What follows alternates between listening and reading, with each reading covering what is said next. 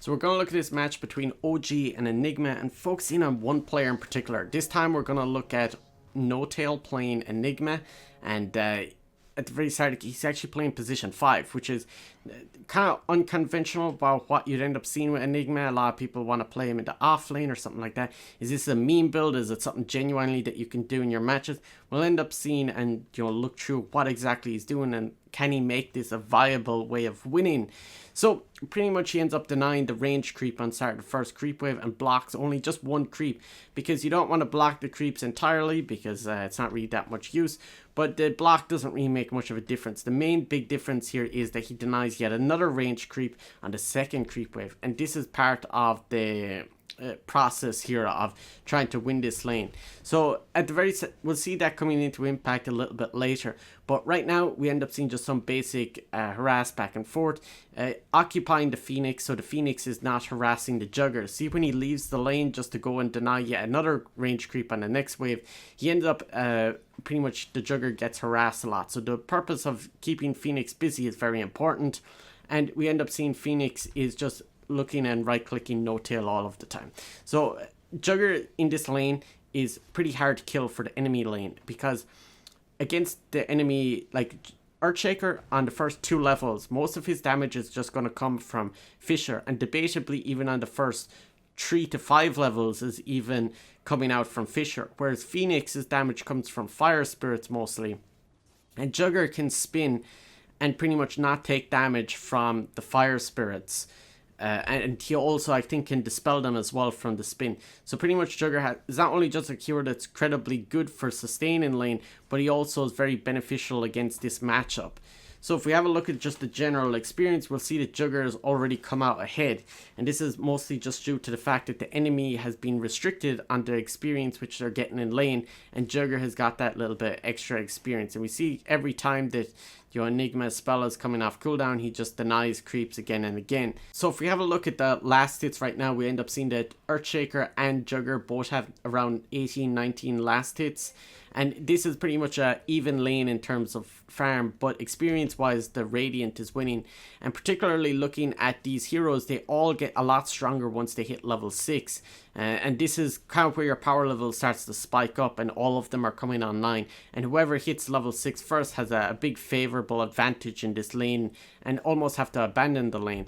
So pretty much soon after this, we have Jugger. He ends up using his healing ward here, and Phoenix dives in to attack and kill the healing ward, and Notail on the Enigma ends up stunning him and ends up catching him.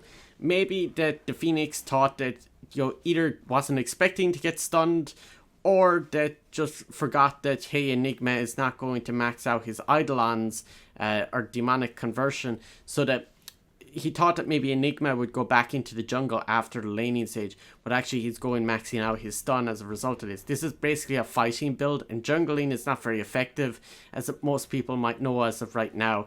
And pretty much he doesn't go and contest the runes. He tries and denies the second bounty rune there with his Eidolons, but pretty much a lot of support heroes can't really go and contest the bounty runes against most offlaners, mainly just because you're under leveled, and also your ability to afford boots of speed. It's very easy to get caught and run down if you go for the bounty rune. So Notail ends up teleporting top, and this is the first time he's left the lane or done anything outside of the lane in the first like 8 minutes, and pretty much Anti-Mage has been forced back into the jungle, and Enigma goes straight away and pressures this. He's the one who pushes the towers, and he's a hero at this point in the game who's actually very strong at killing towers right now. And we end up having Earthshaker counteracting, rotating this, and Earthshaker's actually hit level 6. So here we end up having pretty much a bait. And I think they did this on purpose, or else I don't think they're stupid enough to think that Earthshaker's hit level 6, because both of them have a healing salve on the OG on Radiant, and pretty much they heal up off of that. And it was pretty much a bait actually to get Earthshaker to waste his Echo Slam, and Echo Slam has quite a long cooldown. Similarly to Enigma, you don't want to be wasting your ultimate on stuff that doesn't even transfer into kills. and Earthshaker ends up turning into a liability the longer he doesn't have a blink dagger. But this Enigma is not relying on a blink dagger for his skill build.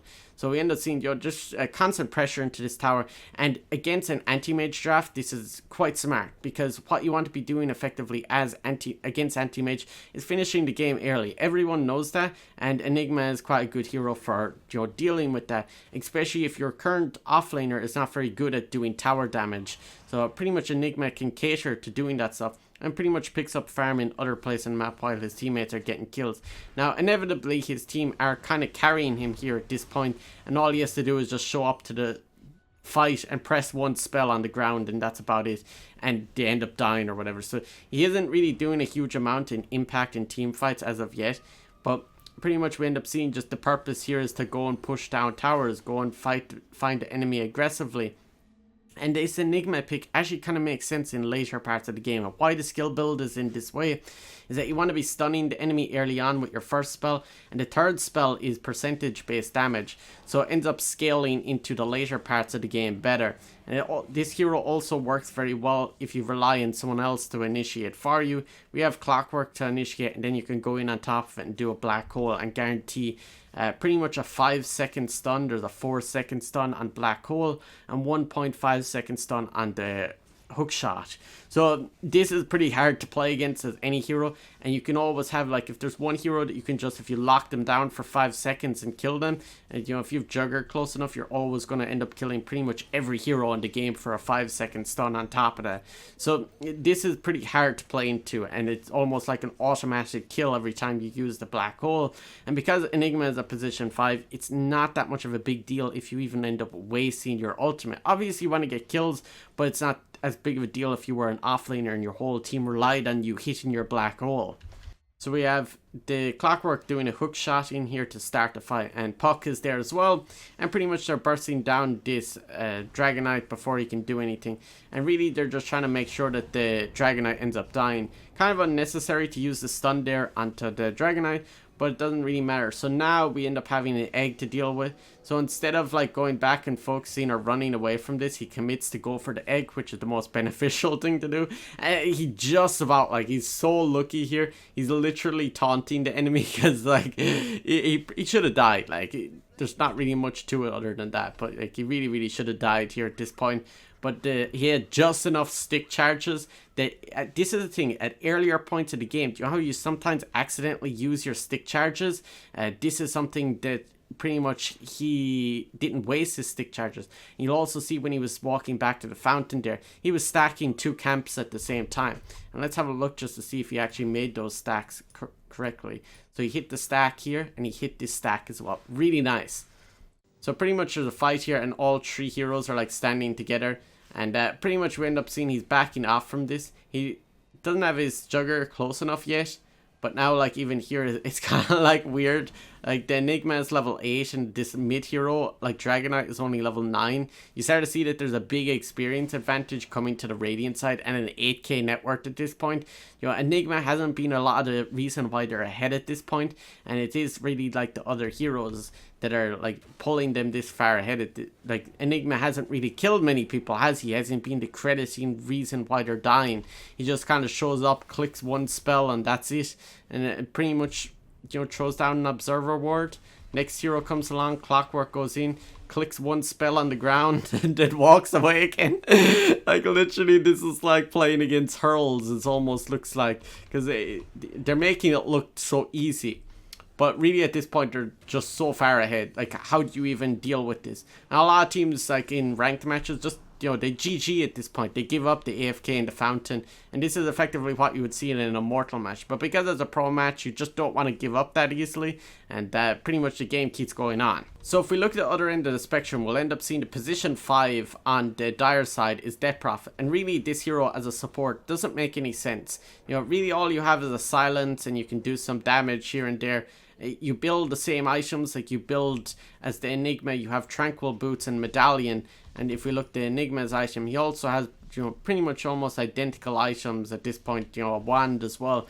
It doesn't really mean that you should pick this hero as a support. It's really, really bad. It's an incredibly bad pick. I assume it might have been a draft issue where they picked Death Prophet early on and they were planning on playing it mid lane, but then they decided to bail out and play it as a support. You really can't do that as part of drafting. You get punished for it so hard. Like OG, the match before this, picked Puck early on and played it as a position 5 and lost because they have a crappy position 5 hero. The position 5, a lot of time, just all you simply need is pick a hero with a stun. And I would rather see, in my opinion, a Wraith King support before I'd see a Death Prophet. It just doesn't really make any sense. And Enigma, the benefit that he has, it maybe pulls him up a little bit, maybe possibly a viable position 5 hero. The fact that his first spell is effectively like a stun, and his ultimate can be used like a stun as well. And you know, you get these kind of kills that are almost guaranteed pickoffs. They're very easy to kill against these highly mobile heroes.